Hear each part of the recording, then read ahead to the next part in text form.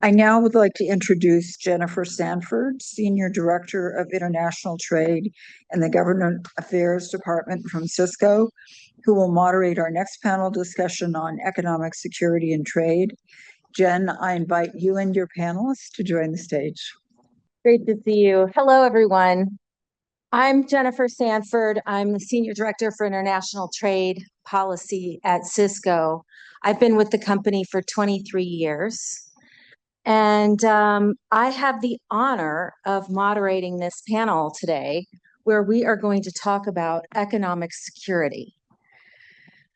I believe you've heard a bit about economic security already today, but I think we'll go into a little more depth. I'd like to welcome to the panel Hera Abbasi, Vice President of Government Affairs and Policy at Mastercard, Emily Benson, Head of Strategy at Minerva Technology Futures, and Khalil Gharbieh, Senior Director of Trade Policy at Microsoft. So I thought I would just take a couple of minutes to talk about economic security and sort of what it means. I think it means a lot of different things to a lot of different people. Economic security has been invoked in the name of protecting businesses and workers from import competition, restricting access to sensitive technology via coordination of export controls, prohibiting untrusted vendor equipment in information communications technology networks, ensuring adequate supply of life-saving medicines and healthcare technology, building a robust industrial base, mitigating threats to cybersecurity, providing access to capital, and protecting sensitive personal data. And even in some countries, economic security leans toward feeding the nation. So during the pandemic, and now among the rising geopolitical tensions that we see, governments have been considering how to source everything from raw materials to final products. And the sourcing conversation quickly transforms into a conversation about global supply chains and what needs to be made where in order for an economy to be secure. Of course, another piece of the issue is about keeping goods and services that these governments don't want out of the country. Some call it strategic autonomy, some call it industrial policy, others call it tech sovereignty. But what these efforts have in common is that governments say they are discriminating in order to be economically secure. And these efforts have a big impact on trade in goods and services. So let's turn to our speakers to get a better understanding of what economic security means in the services sector in particular. Emily, in a prior administration, you worked on supply chain initiatives at the Commerce Department.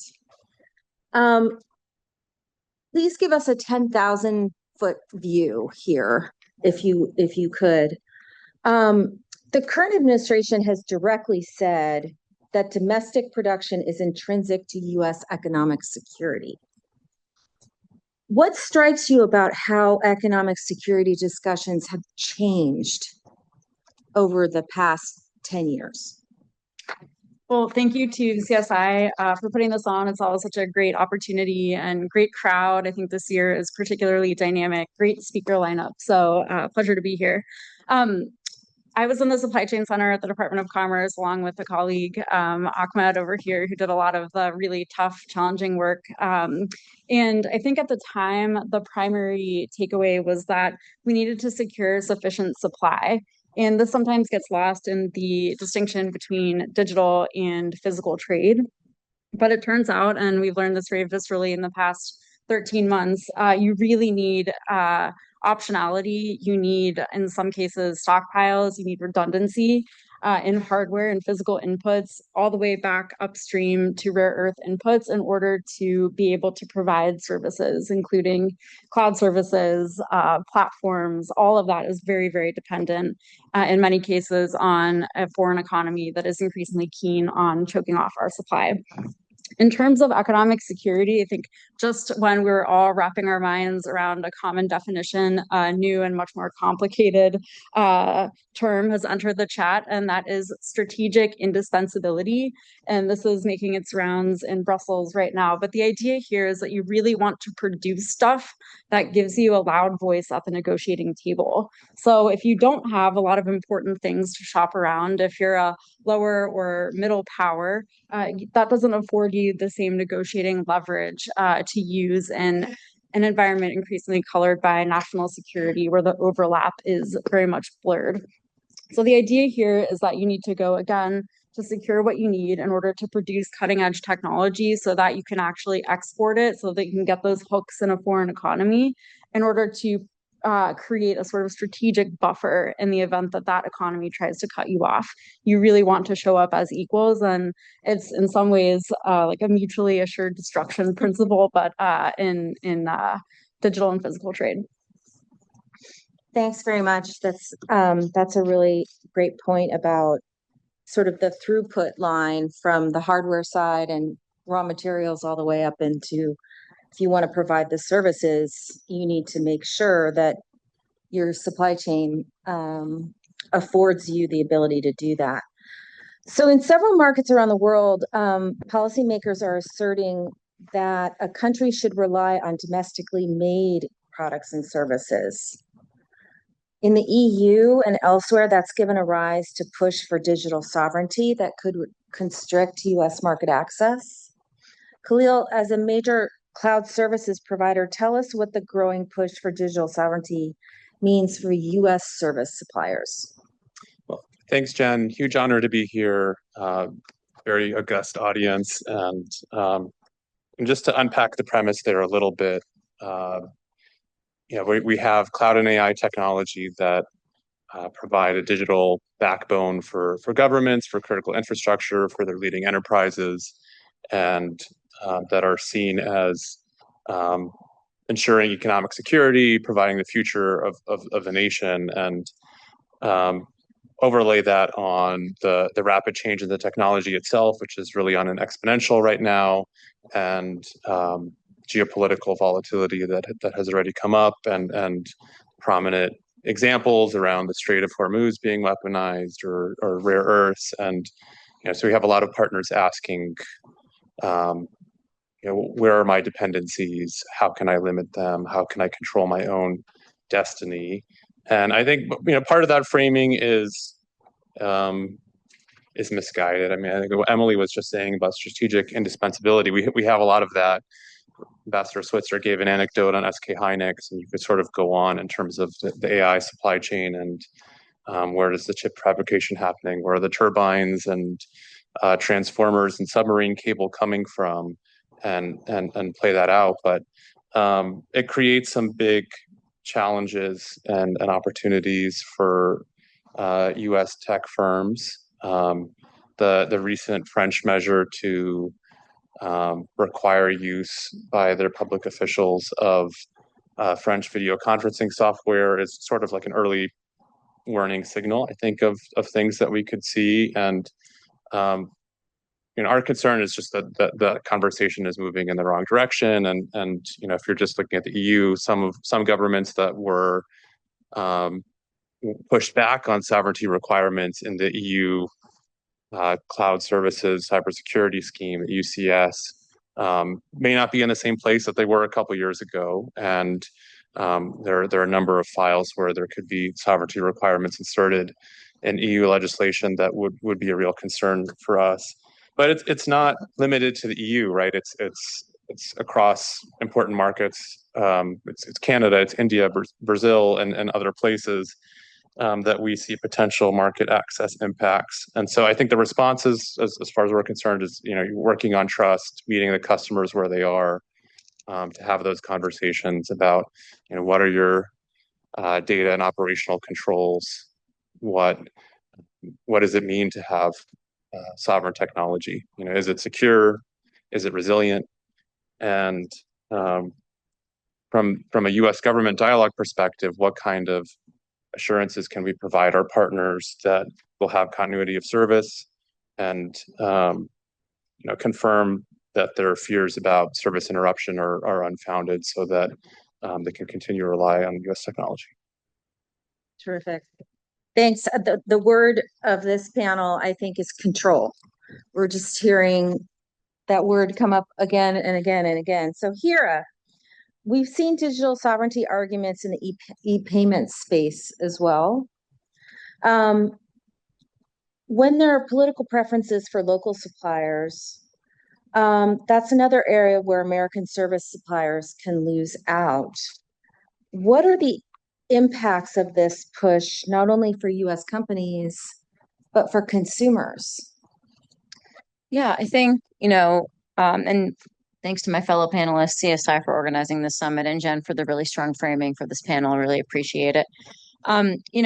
I think just taking a step back, looking at the 30,000-foot view, being a global payments and tech company, we don't just track transaction data and fraud data. We also track sort of the larger geopolitical trends. And folks might think, why does that matter? Well, global spending patterns matter for us. So we always look at the data from the Mastercard Economics Institute to really shed light on what's happening and ideally share that data with policymakers around the globe.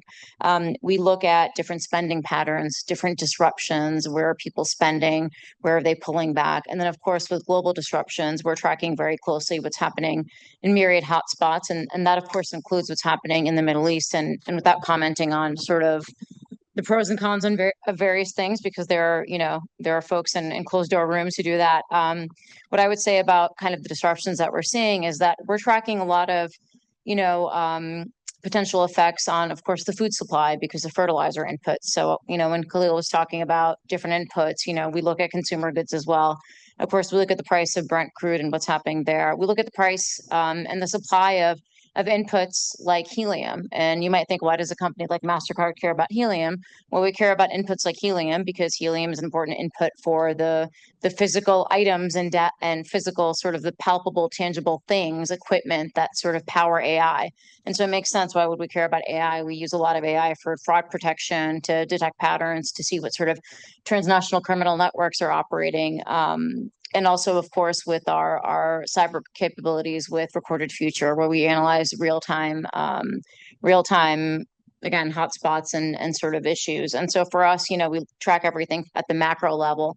And then, of course, at the consumer, entrepreneur, kind of merchant level, all this means that we want to make sure, you all have heard me say this many times, I'm sure, but there are frictionless payments. And we always look at kind of the small business owner as a quintessential example. And you might think, well, why does it really matter if, someone's purchasing something from an entrepreneur and the transaction doesn't go through? You can just hit refresh and do it again. And we all know that if it takes you 5 or 6 times to, process a transaction, you're just going to go to another website or to finish that transaction. So that matters for the entrepreneur, it matters for the consumer. And so these are all things that we look at. And so we see that larger trends really tie into the individual consumer experience. And what we try to do is look at these large trends, hopefully make predictions, hopefully mitigate against risk, but also make sure that everyone in our ecosystem, from financial institutions to governments, to government customers, to individual customers and business owners of varying sizes, really are able to do what they can do. Thank you. Emily, to what degree do you see the U.S. being willing to work with allies on economic security issues? Well, I think actually we've seen a very proactive approach by the administration, especially at some of the base layer parts and components, and here in particular, critical minerals and rare earth elements. And there's a growing awareness, again, to use the term upstream in advanced technology supply chains, including big AI systems, that there are actually several tiers down, very dependent on China. And there's an all hands on deck effort to work together with allies and partners to de-risk and stand up alternative mining, processing, and production facilities. And this is taking place across a variety of commodity inputs in a variety of different ways. And this includes both stockpiling, new investment measures, financial de-risking to move some of that onshore. It is my understanding that the French have really prioritized this particular issue set heading into the G7 presidency over the summer. And so what they're trying to do is stand up standing working groups on these specific commodities so that government officials across the G7 and beyond, and G7 there including the EU, have a rotating basis of knowledge about what each country can supply and how they can pool their joint economies in a demand side economic scheme where we have a better sense of what's actually salient and what's bankable at the end of the day. Because as we've seen in the past year, a lot of the burden is increasingly falling on the private sector to underwrite some of these de-risking initiatives. And together with governments, I think that'll send a much clearer picture of how we can actually grapple with the mounting costs that will span an entire supply chain. Thank you. I have a question I want to direct to each of you regarding the agreements on reciprocal trade that we heard about earlier. The administration has invested a lot of political energy and staff resources in negotiating these agreements on reciprocal trade with dozens of trading partners. Are there commitments in the arts that could help address the issues you're facing? Or would you envision new commitments in a USMCA, AGOA, or should these issues be dealt with in a different way? Khalil.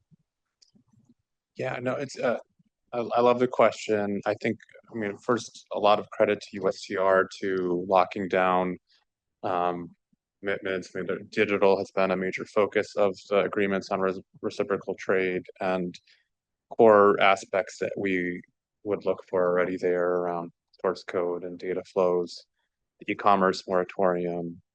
So some really important work there. Things that we'd like to see elaborated. I mean, there's already a non-discrimination commitment, but to go a click deeper on some of the digital sovereignty issues that are of most concern to us, to differentiate between permissible and impermissible digital sovereignty measures, to provide supply assurances that are ultimately in the U.S. interest and the AI export program, but also meet some partner concerns. And then I think finally on interoperability and standards, looking at how do we prevent technical barriers to trade in digital services. Yeah, I think the arts have shown us that not everything has to be all or nothing. And one example that we continually point to is just the language in the Indonesia art. There were some very impressive wins there.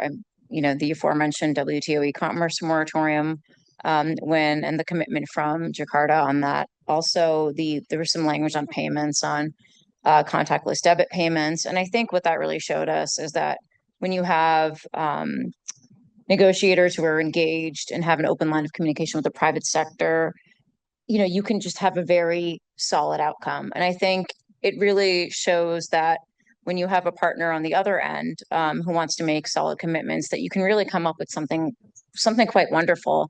And, there's been a lot of question about whether post SCOTUS, whether certain markets will uphold their commitments. And we're seeing signs that quite a few of them will. Maybe not all of them, I don't know, but I feel like there are some strong signs. And so I think Indonesia is a very good example. Look, I think on USMCA, everyone knows digital was the gold standard.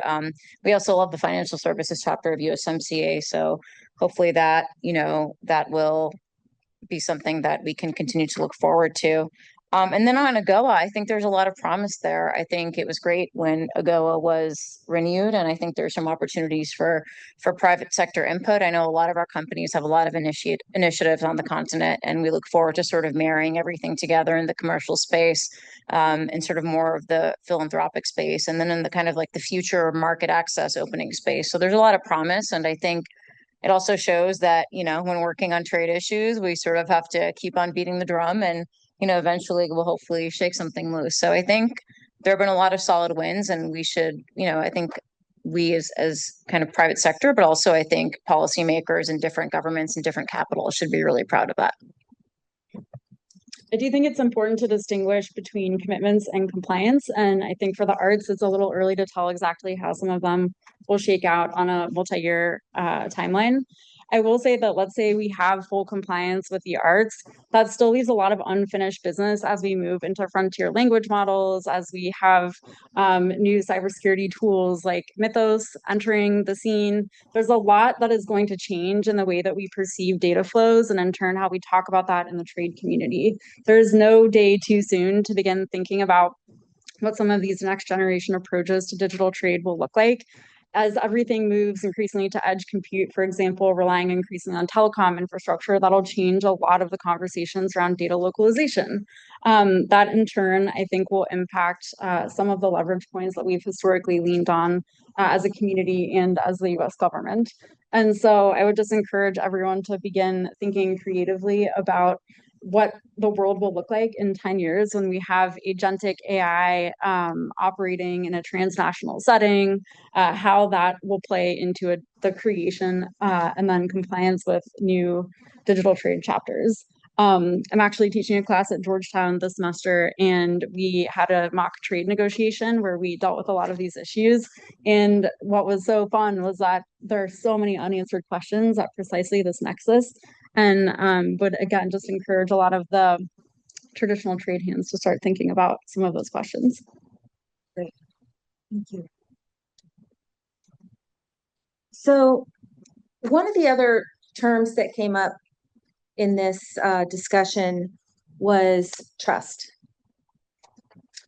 And I wanted to ask you, since we're talking about security and economic security, Khalil, in particular, I wanted to ask you about trust. What does trust mean to you in a technology context and also in a political context?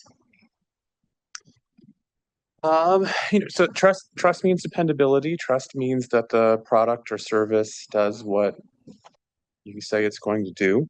Mm-hmm.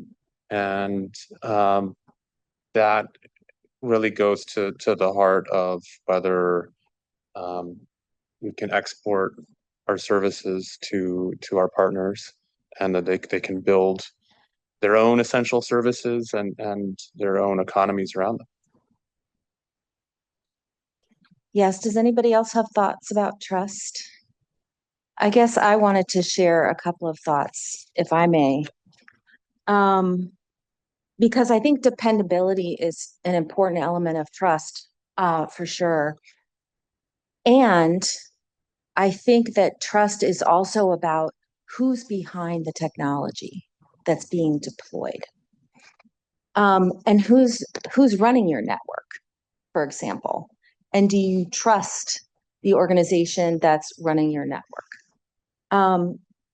And trust can have many different elements to it, some of which we've broken down into